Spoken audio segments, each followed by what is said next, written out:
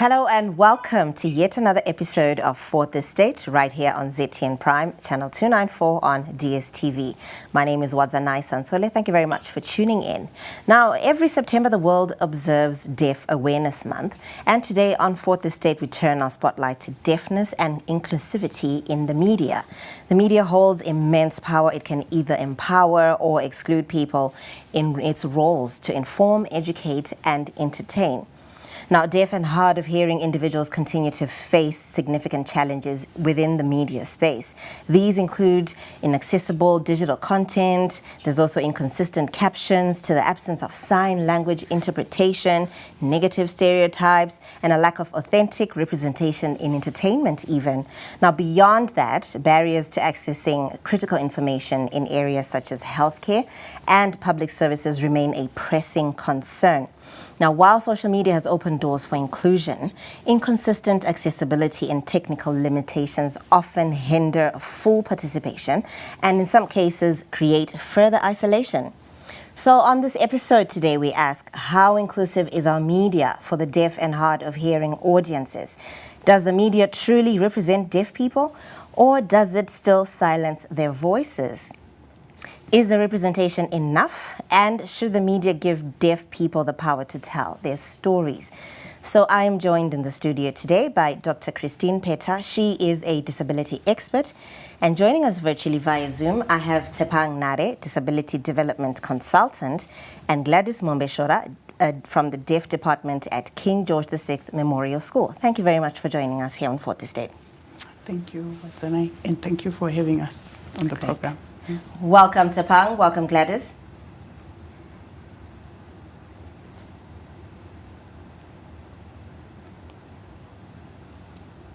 Gladys and Tshepang, can you hear me?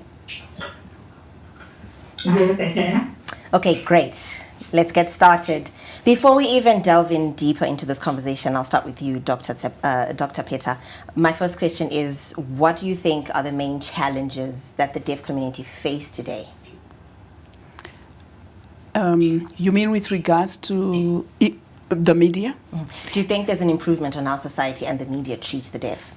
I think so, because a few years ago, it was very difficult. You would hardly see a sign language interpreter on television. But when I look at most of the programs today, it's no longer rare to find a sign language interpreter, whether it's news time, although for some programs you don't see sign language interpreters. And you also see an effort. You know, I see captions as well. So I would like to say there is an improvement, but there's still the intersection of sign language, communication of deaf persons, and the media needs to be strengthened. I think the problem we have is a lack of capacity. The training. We have journalists, we have media personnel. Have they been trained on issues of disability rights and disability issues? Do they know? Because sometimes we may ask people to do things that they don't understand. So for me, I think the first port of call should be capacity building, training. All right, thanks. And then, Tshepang, do you think that there's been an improvement on how society and the media treats the deaf? Thank you. To some extent, yes, there has been some improvement because we've seen one or two programs that seek voices of persons who are deaf, and we've seen also organizations that work within the sector of persons who are deaf also coming into the media space to speak out about such issues. And of course, the active participation of such organizations in calling for inclusivity has also been a key driver. Thank you. Thank you very much, Tshepang. Now, Gladys, tell me, we know you've got your boots on the ground and you deal with the deaf almost on a daily basis from the children. What are the challenges being faced by these kids, and are they any different to what adults face? Thank you very much, Martin. Yes, like everyone else has alluded that there is some improvement in the areas of representation, in the areas of maybe interpretation and some few captions. But the thing is, deaf people need real representation. And for us to come up with that kind of representation is like they have to be involved, they have to be included, they have to be part of everything that is happening. In fact, they have their own adage that says there's nothing for us without us. So if that's the case, that we cannot do anything for them without them, we have sign language interpreters, we have media creators, and now those media creators, are they really involving the deaf people? This is where our challenge is. People are normally used stereotypes and tropes. They're just given roles, just to have them appearing maybe on a video, maybe on a play or on whatever, but they are given roles. It's not their character that is really represented there. They are given something and they are told to do what they are given, or they're told to do what they are told. They do what they are told. But the thing now is we should have realizing their actual talent. Mind you, the deaf themselves and their culture, they have such a rich culture and they have their own experiences that we cannot exploit. And such experiences normally can actually be brought out by the deaf themselves, not by depicting a character in them, but by letting them do the thing themselves, letting them express themselves, just to show out what they are made up of. Thank you very much. Thank you, Gladys. Now, Dr. Peter, she's just highlighted a few important things. And adding to that, critics also argue that the portrayal of deaf people is sometimes tokenistic and centered on the disability itself rather than the richness of deaf culture. And she did also talk about how there's more to them, right? How important is it for the media to move beyond surface level representation? Do you think the Zimbabwean media is actually doing enough to spread awareness of the deaf and finding solutions for them? They're making an effort, yes, but I agree with what Gladys has said. The active and meaningful participation of deaf persons is very important. The United Nations Convention on the Rights of Persons with Disabilities of 2006 calls for the active and meaningful participation. I underscore the word meaningful. That means it shouldn't be tokenistic. Some people will say, oh, but we don't know how to do disability. But you talk to the deaf persons, you use a sign language interpreter so that you understand and create space for them to speak, for their voice to be heard. And what Gladys has said is it is very important, the involvement of persons who are deaf in media platforms, various media platforms. Zimbabwe also has the National Disability Policy, which was launched by His Excellency, the President of the Republic of Zimbabwe on 9 June 2021. And it is also calling for the active and meaningful participation of persons with disabilities, including deaf persons, and including in the media sector. Our own Constitution of Zimbabwe of 2013 acknowledges sign language as one of the official languages of our country. So we really need to do more. But again, I will underscore the capacity strengthening, training, capacity building, so that media personnel understand how to go about involving deaf persons and bringing them from the periphery of society to the fore in various ways. Are they employed in the media sector? Are they just objects that are being invited to do, like what Gladys has said? Who are they in this whole spectrum of the media? We need to hear their voice. Thank you. All right, and then Tsepang, can you also give us your views on whether you think the media is doing enough to create awareness in mainstream discussions? I highlighted earlier on, I did indicate that to some extent, but quite honestly, there is a lot of groundwork that needs to be done. For instance, as Dr. Peter highlighted, that sign language is in the country's constitution, particularly Section 6 of the Constitution. But we are now 12 or 13 years since we adopted a homegrown constitution. But if we are to do a survey just to understand levels of basic sign language comprehension, you find that levels are very low, which also translates to not having comprehensive programs that are centered on raising awareness as well as imparting knowledge on issues around sign language, just so that someone who is at home has an interest to learn sign language but may not afford to pay for the services is able to tune into the TV and get to learn those basic sign language skills. And also, hardly or seldomly do we find a presenter who is deaf, for instance, presenting a particular program, or perhaps a director who is deaf, or producer for that matter, who is deaf within the media space, playing an active. Earlier on, Gladys Nombeshora highlighted the importance of having persons who are deaf leading at the forefront, because we cannot understand away their experience as well as the impact brought about society to fellow persons who are deaf when they see such individuals playing an active and meaningful role.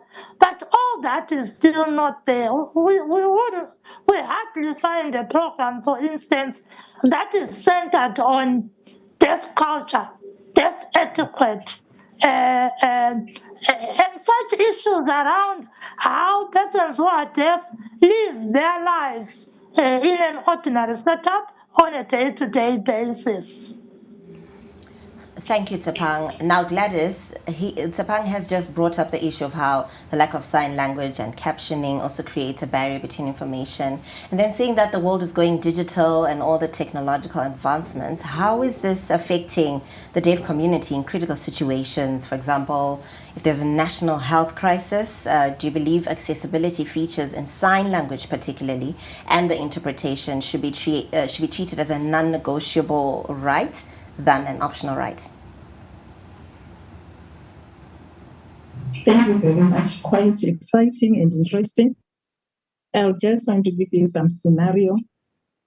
Three of us here, if we are just planted and taken and put in India or France, what's happening? We as Zimbabweans, at least you can speak English in those countries, they speak. And then if you are placed there, just imagine yourself, how would you feel in such a situation where you are surrounded by people who are talking something that you don't even understand?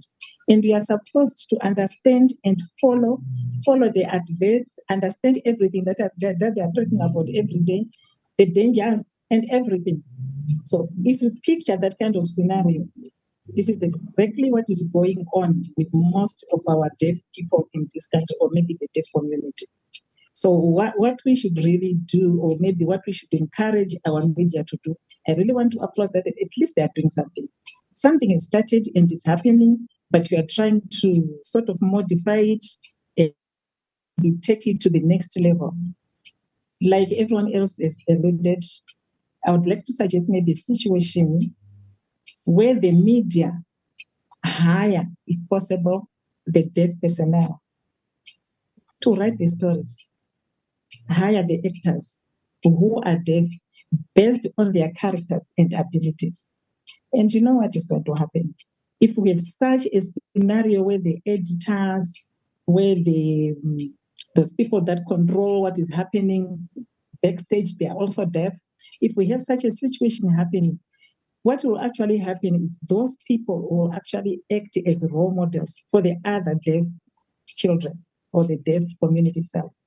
And if you see someone that you really like look up to doing something, you also wish and want to do what they are doing, or even better than they are doing. So meaning we will be creating more employment for these people because they are seeing someone like them coming from their community doing what they never did, and now them understanding exactly what is happening. So like Doc said earlier on, we need trained personnel. She posed a question, are the media creators trained in sign language? Do they really know what to do? Do they really understand sign language? And if they have those deaf actors on board, can they communicate with them? Do they understand each other? And will they be knowing what is happening around them with other characters? Or it's merely a stereotype that they are given and they are staying with that stereotype? And you know what is happening? Sorry to say, the media to erode the rich deaf culture because we are giving them something to do. We are not giving them an opportunity to express themselves. So if that is done, if that ground is made level, that platform is leveled for the deaf, really it will be beautiful. Captions are there, but not all films have captions. We need the captions. We need the narratives as well. We need everything that would help the deaf people understand. Involve them. Involve the deaf people for accurate feedback. Because if they are not involved, we continue doing what we are doing. We are not getting any feedback from them. We are not, communicating with the deaf or support, whatever, and even the deaf institutes in the country. We should at least conduct a survey to find out what is happening. Are they happy with the news that they're receiving on a daily basis? Are they happy with the adverts? Are they happy with their representation? And then if we get that kind of feedback, we will improve our programs and improve the involvement, inclusion of the deaf at large. Thank you. And then Gladys, also, could you just tell us if there are any technological advancements you are incorporating in your curriculum to help your children to lead a similar life to other children?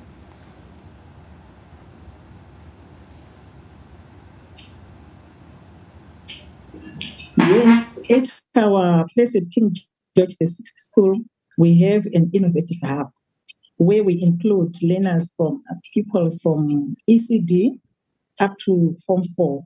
They are all involved in the hub. We have computer labs where each learner goes and learns, and they actually write an exam in computers.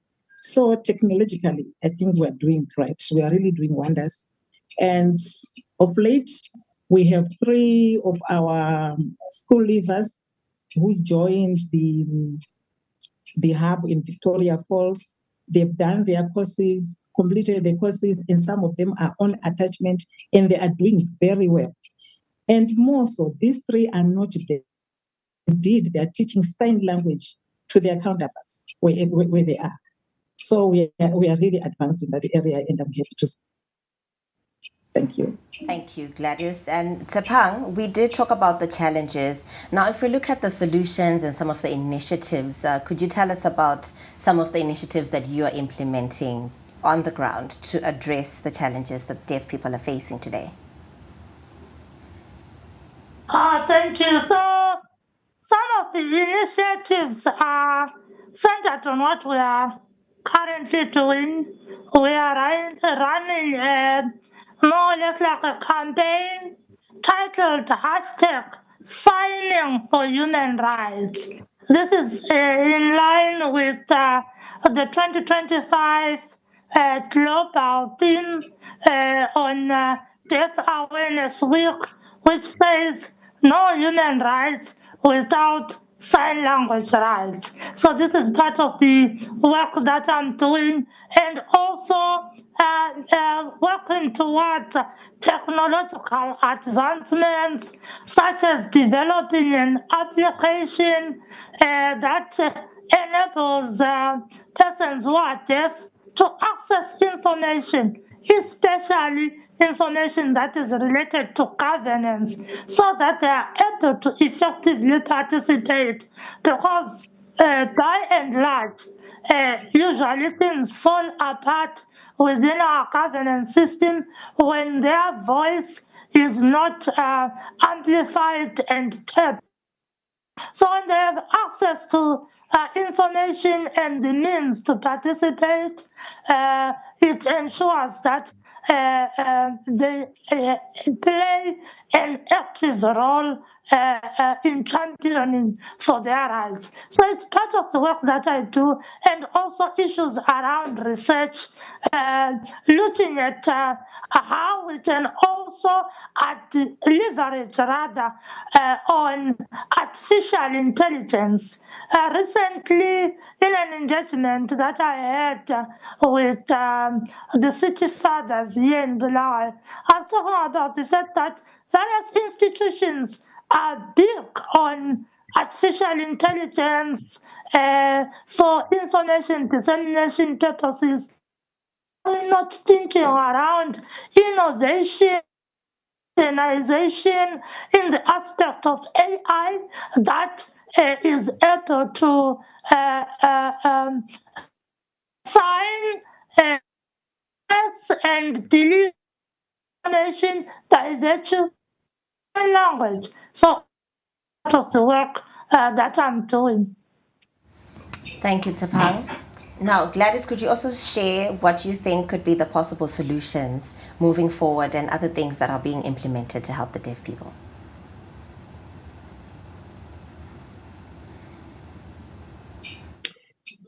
Okay, thank you very much. What we are actually doing as an institute, we are trying to involve the deaf people as much as we can, even the deaf community, not just the scholars, but even the school leaders. We have programs where we involve the school leaders to try and help them map a career. So it's like before they leave, we have what we call case conferences on all our learners. So we try to map a way together with them, their parents, and all the interested stakeholders, just to see what the child can do, and then we channel them towards the area which they are really like eager to go for. And for most of the scholars that we have, we make it a point that they have practical subjects which they take. And in those practical subjects, our aim is that before they leave school, they will have identified that they want, and they are helped in that area technologically and otherwise. And as KG6 as well, we have seen it fit within this month to sort of organize an event for our community, the Bulawayo people, and maybe even for the people from Harare, if they can come, where we are showcasing the talents of deaf people, just to show the world what they can do and what they are made of, just to show them the things that they can do with their hands. So we'll be displaying lots of artifacts which the learners do, and preparing these meals. They will be, entertained, come there. So we are really working hard towards that area of developing the deaf people so that when they leave school, equipped and they won't be destitute, where they end up selling airtime, begging, or even engaging in prostitution. Thank you. In short, before we round up the show, if you could just tell us what you're doing about the campaign, just more about that. Okay, for the campaign so far, we have, hello? Is it me? I can hear you. Hello? Hi, I can hear you. Yes. I'm saying for the campaign, the community around us, the city. Oh, I'm not hearing you anymore. Oh, I can hear you. You're good.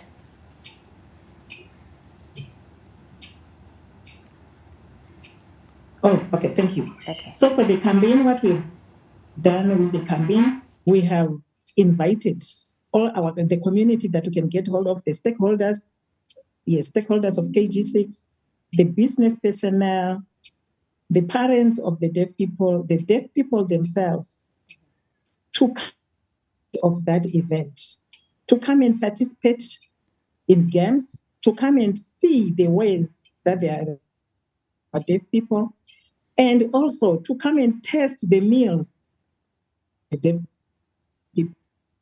all activities, if not most, will be done by the deaf. They'll be doing the cooking, they'll be doing the accounts of every. In fact, they will be doing it all. They will be. So the teachers will be there just to help, but the event will be run by the deaf people, and inviting the community to come and see, not just to come and fundraise, but to come in the fundraising itself. You come and be part of the fundraising, even if they cannot donate a thing or do anything, but their presence there will make a difference. All right. To the public that is not by the land. Also be selling the T-shirts similar to the one that with a very strong message at the back. And the message is young deaf people for the future. Thank you. Thank you very much, Gladys. Now, Dr. Peter, just to conclude this conversation, if you look 10 to 20 years ahead, what would a fully inclusive society and media landscape look like for the deaf community? And this is not only in terms of accessible broadcasting, but also in storytelling, employment, and the likes. Looking into the future, I think we would like to see more deaf persons employed in the media sector. What is the advantage? It's advantageous in the sense that, you see, if you go for a sign language training course for 3 days, and then you don't use the sign language, it vanishes, it disappears. But if you go for training on sign language, and then you are talking to deaf persons who are part of the media personnel within the context that you're working in, the sign language sticks because you're practicing its use. So we want to see more deaf people being employed. We want to see research. Tsepang talked about research, which is very critical. Evidence-based initiatives in the media sector, strengthening research on the intersection of being deaf and the media. Because out of that research is where we then draw evidence, which we then implement and make sure that it's embedded in our media policies, in our media laws, and in our programs, in our media programs. So that is very critical. But I just want to mention that I'm also impressed by what my colleagues have said, by what Tsepang has said, by what Gladys has said, the campaigns, the development of an app, which Tsepang talked about, the campaigns that are going on. I do see a lot of initiatives that are coming up. And I think if we keep going in that direction as a country, we will get to somewhere. Also, I would like to see in the future a sign language authority for Zimbabwe being established, and this becomes an authority which is going to monitor, quality control. What is sign language? Do we have Zimbabwean Sign Language, ZSL? And when we talk about Zimbabwean Sign Language, what is it? But when we have an authority that is overseeing that part of things, I think it will also help us to have a place of convergence for issues of deaf culture, sign language at national level, where diverse stakeholders converge, to dialogue, to research, to share the research findings. Whoever, I met a colleague from Switzerland when I came here. If she goes to this place, she's able to access resources of what is going on in the country. I think in the future, that would be great. Thank you very much for that, Dr. Peter, and thank you for making time. Thank you so much, Tsepang and Gladys, for making time to talk to us here on Fourth Estate about deaf awareness education. And the topic was, is the media doing enough? We have come to the end of our program today, but everybody's learned something that can go beyond Deaf Awareness Month. And so thank you very much for watching. You can also connect with us on our social media pages at ZTN Prime. My name is Watanai Sansole. Pleasant viewing.